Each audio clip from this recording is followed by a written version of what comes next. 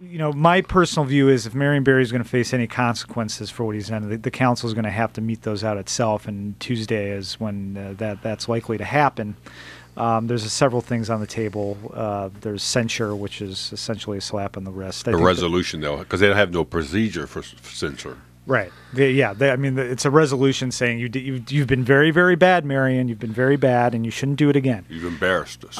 But the only real consequences he could face is if they took away his council committee, which comes, with $350,000 worth of staff and other items. So if he did that, that would be a blow. That would be a serious blow to him. But then what does Marion Barry do without a committee and all this time on his hands? He can wreak havoc on the council. There are those among us, some of us columnists in other local newspapers besides yours, who feel that this is going to be a judgment in a way, or an insight at the very least, into the political plans of City Council Chairman Vincent Gray. I believe, if you're referring to what I said about it, was that you in the column? It could have been me, but if it was insightful and on point, it was probably me. Vincent Gray, who is not the most action-oriented person, he hasn't really taken action against Michelle Rhee's misstatements.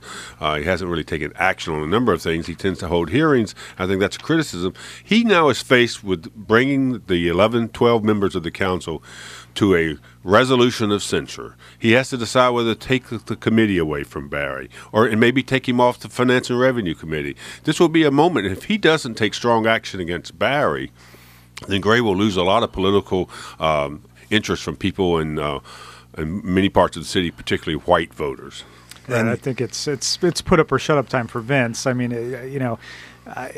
he can probably let Marion get away with a slap on the wrist and get reelected chairman. But if he wants to really prove something to other parts of the city other than his base in Ward 7, if he wants to give loose lips a competitive mayoral race to cover, what would he do?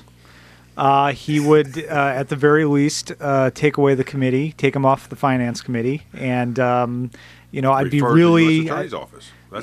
This whole refer to the U.S. Attorney's office is just a bunch of baloney. I mean, it's just like the U.S. Attorney's office is quite aware of what's going on here. They're supposed to be investigating. They've been aware since July, and just because the D.C. Council wraps up this report in a big package and gives it to them doesn't mean Well, actually, can I disagree with that? Yes, I think it's important politically in the overall picture of this that the council moving to take these actions just shows that Barry has lost a great deal of political influence among the council members themselves, who don't want to be splashed with the kind of controversies that he's now engaged in. And so it's their own self-survival.